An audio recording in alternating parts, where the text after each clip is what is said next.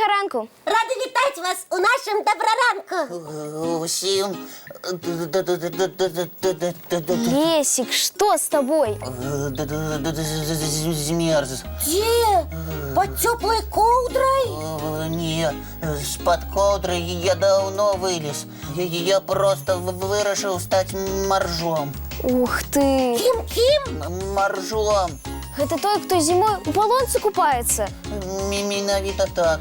Лесик, и ты такие тепленькие, с аккуратными вушками, чистенький, раз, и скочил у речку. Ого, Ну ты даешь, Лесик. Моржами поступово становятся, тому что легко можно захвореть, а починают за звичайные загартовки. Ну, так, я ведаю, але мне так хотілося одразу. По-перше, треба частей гулять на вулиці у рухові ігри. Ах, это так само загартовка. Так, и самое правильное. По-другое, треба проветривать свой покой. Вось гэта я так само ведаю. Бо калі ў пакоі чыстае паветра і галава лепш думае, і вірусы да цябе не прычэпяцца. Проветрить покой – это вельми легкая справа. А что яшчэ? Абавязкова трэба рабіць ранішнюю зарадку і добра мыць ручкі і тварык. И это зусім не складана, Лесик. Ага. Паспрабую ўсё правільна выконваць і толькі пасля ў палонку палезу. А может и мы с тобой, правда, Алиса? Я яшчэ падумаю. А я вось гляджу на паўночных жывёл і здзіўляюся, як яны там жывуць. І мне страшны ні моцны вецер, ні снег, ні холодная вода океана. Давайте разом разбираться. Можа, у іх ёсць якія-небудзь сакрэты? Усе сакрэты мы зараз рассакрэтим. Так, самый знакомитый полночный жихар – это белый медведь. Сваяк нашага топы з калыханкі. Белый мишка – один з самых буйных жыхароў зямлі. У нашым пакойчыку яму было б цяжка змясціцца. У яго вельмі цёплая шубка. Яна не прамокне, нават калі ён будзе ўвесь дзень плаваць у холоднай вадзе. А пад шубкай у яго вялікі слой тлушчу. Ён дапамагае мядзведзіку не мерзнуць. Я не мядзведь, і я мерзну. А я ведаю, што белы мядзведь можа адчуваць пахі ажно пад вадой і нават пад метровай тоўшчай снегу. Незвычайная здольнасць. А вы бачылі паўночную птушку, якую клічуць тупік? У гэтай птушачкі вельмі прыгожая дзюбка. І тупік можа пераносіць у такой дзюбцы даволі значную вагу на вялікія адлегласці. Скажы яшчэ, можа ўзяць мяне і перанесці ў дзюбе праз увесь пакой. А, яшчэ як можа. Адна невялікая птушачка нясе адразу 10 рыб. Вось дык ну, сапраўдны асілак.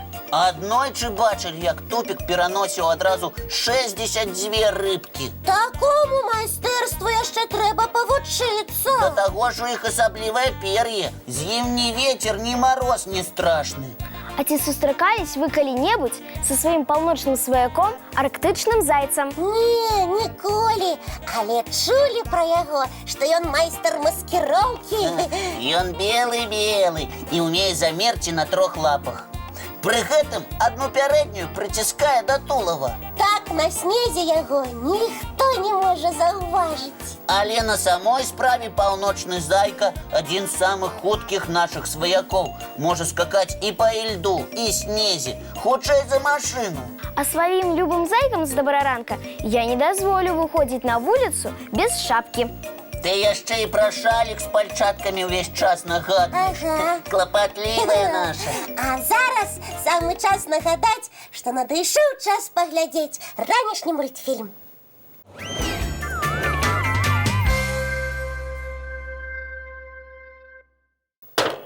Пам-парапам, пам-парапам, пам-парапам-пам-пам-пам-пам. Ой, дзяўчынкі, якія вы гучныя. Гэта мы будзем тых, хто яшчэ дагэтуль у ложку ляжыць. Няўжо ёсць тых, хто пачатак праграмы прапусціў? А было шмат усяго цікавага. Лесик хацеў стаць маржом. А потым мы знаёміліся з нашымі паўночнымі сваякамі.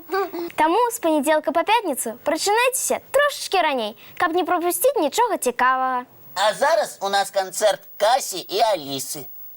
Сябры, як вы лічыце, які музычны інструмент з'явіўся першы за ўсе? Мне здаецца, што гэта быў барабан. Першабытны чалавек сидзеў ля вогнішча і настукваў пам-парапам, пам-пам-пам. І песню, якую спяваў. Гісторыкі кажуць, што першыя барабаны з'явіліся, калі людзі пачалі карыстацца посудам. Старадаўнія музыкі нацягвалі на такі посуд скуру жывёл і адстуквалі рытм. Падчас раскопак археолагі знаходзілі такія інструменты. А яшчэ адным з самых першых інструментаў лічыцца дудка. Прыгожае гучанне ў гэтага інструмента. Сябры, а хто з вас ведае, як выглядае першыя дудкі?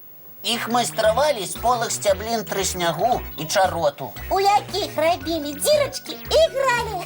Уяўляю, як у далёкія-далёкія часы вечарам людзі ладзілі канцэрты. Сябры, а хто з вас умее іграць на якім-небудзь музычным інструменце? Шмат такіх. Ага. А на якім інструменце вы б хацелі навучыцца іграць? Можа, на скрыпцы? Ці на барабане? Можете подумать про гэта, пакуль будете глядзець мультфільм.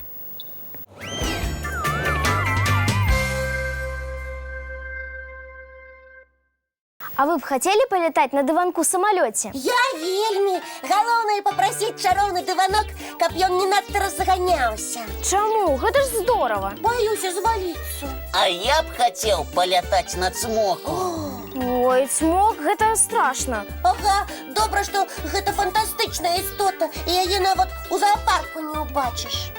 Цікава. А ёсць такія жывёлы, якія умеюць летаць без крылаў? О, а давайте пацікавімся разам. Давайте.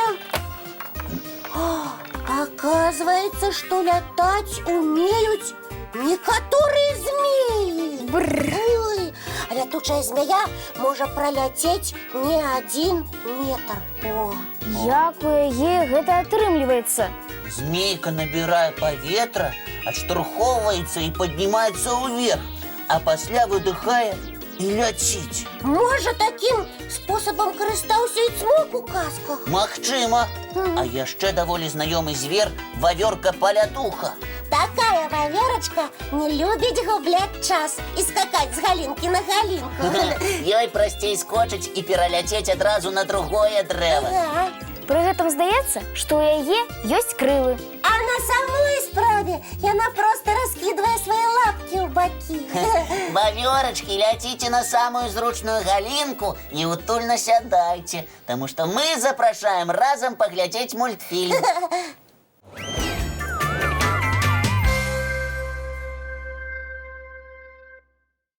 Хто са мной скакаць, як вавёрка-палятуха?